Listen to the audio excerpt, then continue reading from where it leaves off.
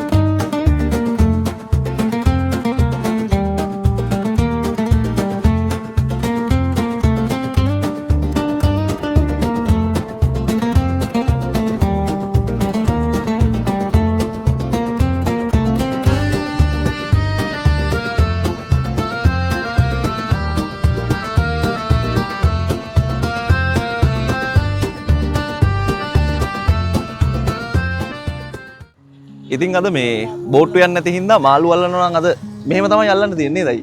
අද ඉරිදා හින්දා බොහෝ දෙනෙක් මේ මාළු අල්ලන්න යන්නේ කොහොමත්ම යන්නේ නැහැ නේද? ඔව්. මොකද මේ කතෝලික බැතිමතුන් බොහෝ පිරිසක් ඉන්නේ. ඉතින් පල්ලි යන දවස. ඉතින් ඒ හින්දා ඒගොල්ලෝ දෙවියන් වහන්සේ වෙනුවෙන් වෙන් කරපු දවසක් තමයි ඉරිදා දවස. අද මොනවදයි මේ අහුවෙන මාළු?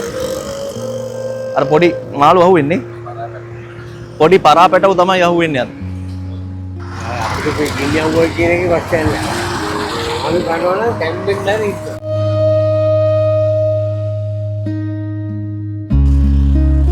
දැන් මේ යන්නේ මාළු අල්ලන්න.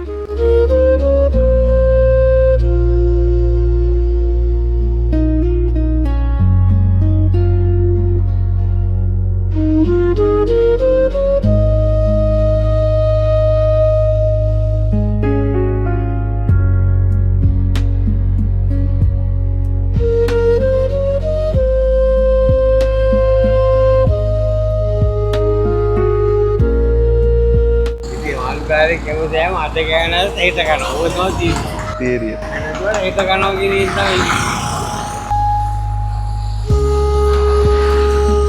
ඉතින් අද මේ මාළු එච්චර අහුවෙන්නේ නැති දවසක්. පොයි දවසට පිළිවිතර යද්දි අර කතාවක් තියෙන්නේ සයිදුන්නේ කිය පිළිවිතර තරම් පොයි දවසට ඈ සයිම දෝ මොන යකෙද්දයකෝ බහුකාරය දෝ මට පොයිද වල්ගල්ලන්න තුගේ මාළු මැෂින් විතර යනකගේ මිස්ටර් ප්‍රධානටි අවිරෝධ වෙන්නේ නේද පොයි දවසට ගියා තුනේ විරෝධ වෙන්නේ අර විතර ගෙනගෙන නායකෝ නෝමේ වව් කරගන්න අපේ පොයිදේ බලපංචා කියේ ඔන්න ඕකයි හැටි.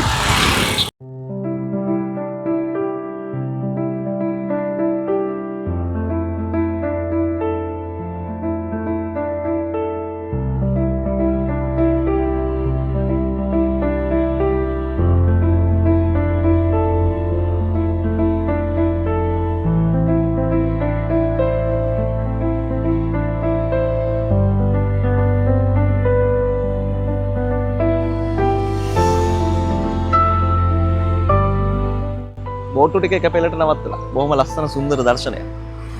මේ බෝට්ටු ටික මේ විදිහට නවත්තලා තිනවා දැක්කහම මේ දීවර කර්මාන්තයත් එක්ක මොනතරම් පෞල් ප්‍රමාණයක් ජීවත් වෙනව ඇද්ද? දීවර කර්මාන්තය මේ විදිහට තිබුණේ නැත්තම් අපිට මාළුත් නැහැ. අපේ මිනිස්සු.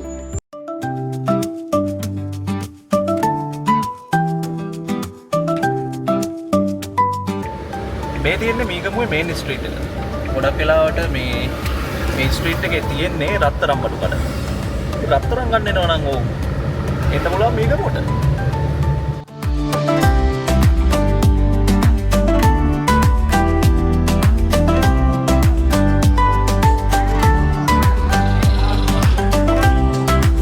අද මීගමුව කාමච්චෝඩේ කොළ. මේ ගොඩක් වෙලාවට මේ මීගමුවේ ගොඩක් දෙනෙක් එන්නේ මෙහෙට.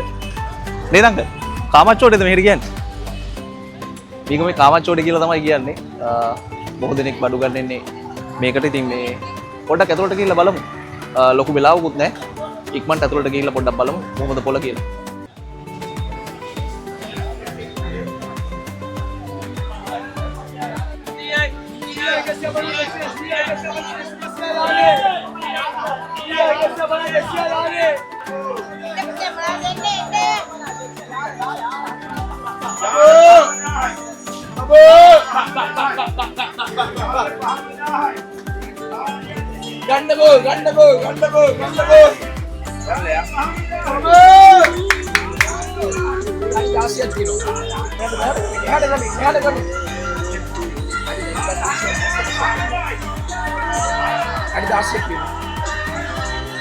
හැලුන්ඩ එද්ද සටසිය කොට පාට තියෙන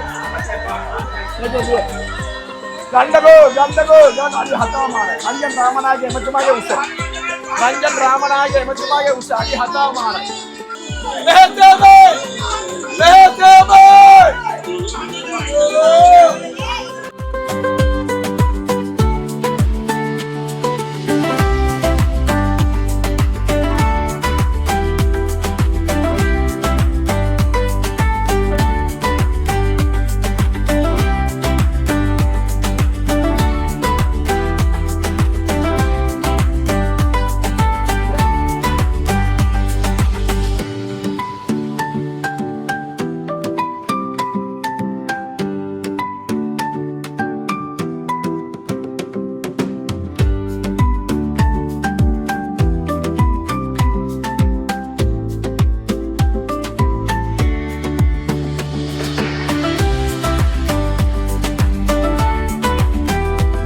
මීගම පොළ වුණාට මේකට මේ කාමච්චෝඩේ පොළ කියලා තමයි කියන්නේ ගොඩක් දෙනෙක්. මේ ගෙදර මහණේවද? කොහෙද මේ මහලා ගේනවද? මහලා කොහෙන් හරි ගේනේවා. මහරගම ඉඳ ගේන්නේ. කොළඹින් ගෙනල්ලා මේ විකුණන්නේ. ඉතින් අද බොහොම කාර්යබහුල දවසක්.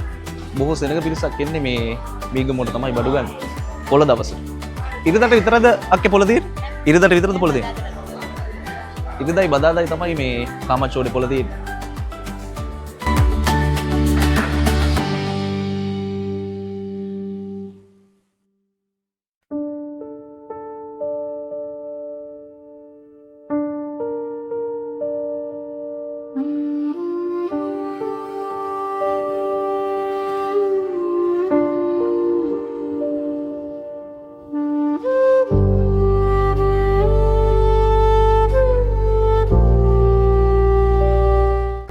දැන් ඉන්නේ මේ මීගමුවේ බොහොම ඉතිහාසයක් තියෙන ඇල මාර්ගයක. ලන්දේසි කාලේ තමයි මේක ඉදිවෙන්නේ. ලන්දේසි කාලේ ඉඳන් මේකට නම තිබ්බේ ඩච් කැනල් කියලා. බ්‍රිතාන්‍ය පාලන සමයේ මේක වැඩි දියුණු කරත් එක්ක මේකේ නම වෙනස් වෙනවා. දැන් නම් මේකට කියන්නේ හැමිල්ටන් ඇල කියලා.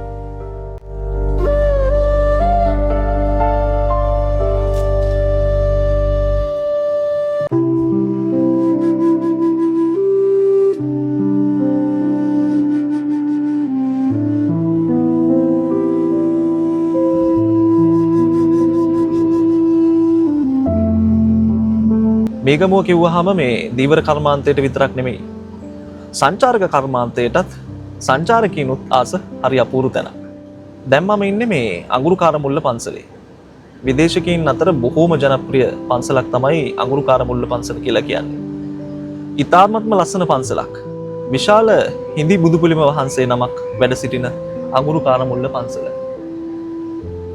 අපේ ඉතිහාසය පිළිබඳව හරි අපූරු නිර්මාණ බොහෝ ප්‍රමාණයක් තියෙනවා මේ පන්සලේ නරඹන්න. මේගමුව ආව වෙලාවක අනිවාර්යයෙන්ම මතක් කරලා එන්න ඕන තැනක් තමයි අඟුරුකාරමුල්ල පන්සල කියලා කියන්නේ. අපි ගිහිල්ලා බලමු පන්සල ඇතුළට මොනවද තියෙන්නේ කියලා.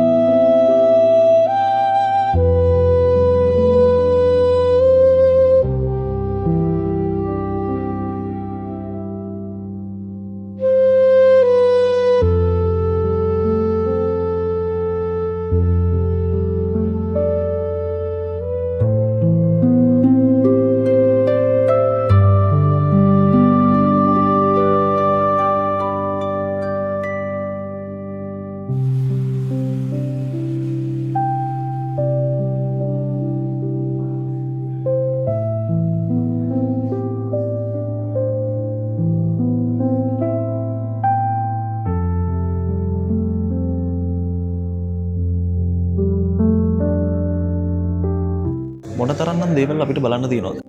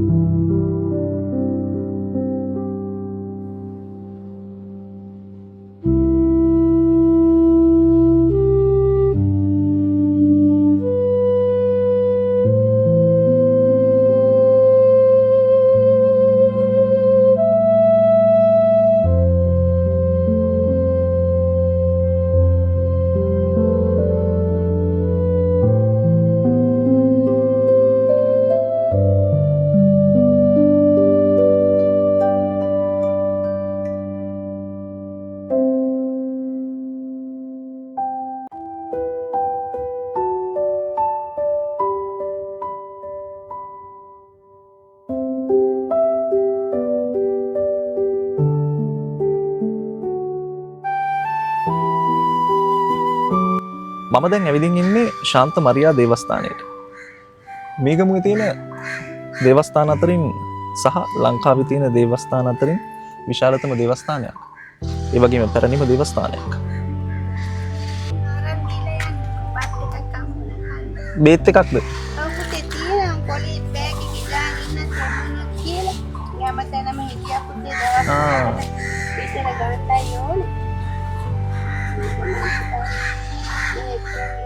බේත් තුන් එපා. ඔයා බේත් ගන්න.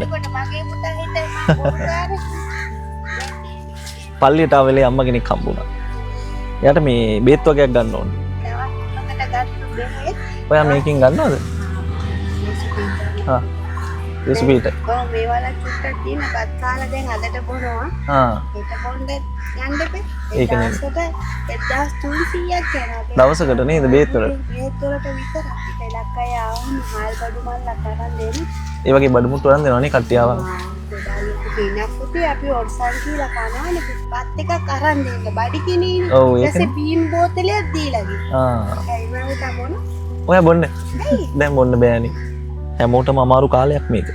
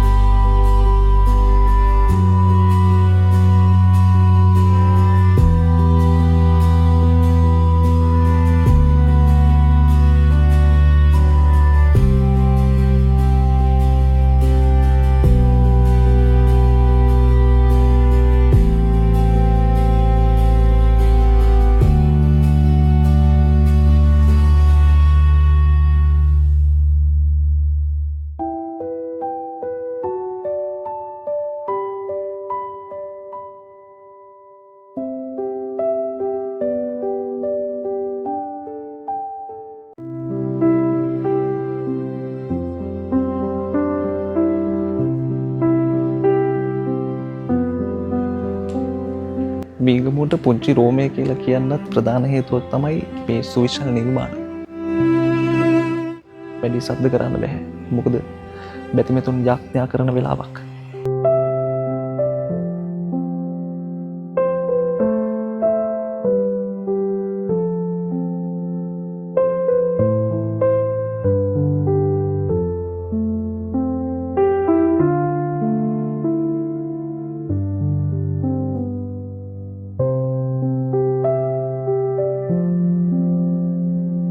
මේ දේවස්ථාන ඇතුළට ආවහම තියෙන්නේ පුදුමාකාර සනීපයක්.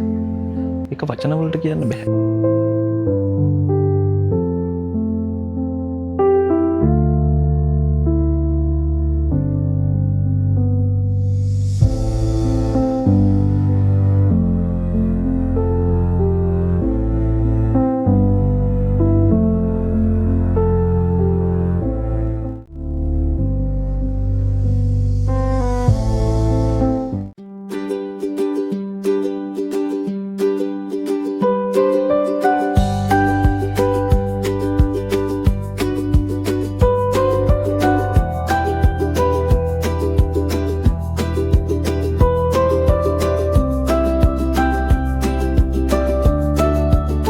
ඔන්න දැම්මම ඇවිල්ලා ඉන්නේ මීගමුව බ්‍රවුන්ස් බීච් එකට.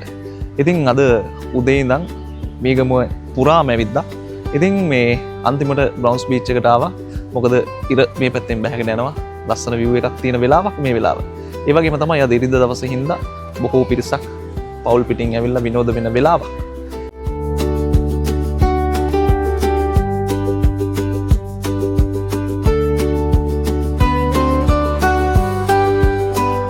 ඉතින් බ්‍රවුන්ස් බීච් එකට ආවෙලේ හම්බුණා හරි ලස්සන යාළුවෙක්.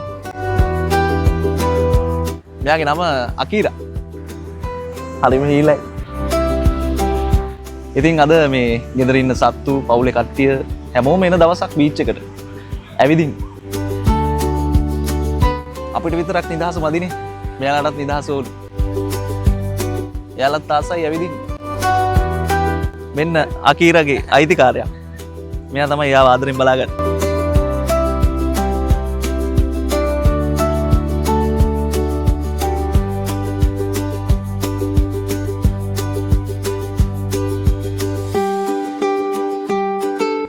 ඉතින් ආයෙත් ලස්සන වීඩියෝ එකකින් හමුවෙමු.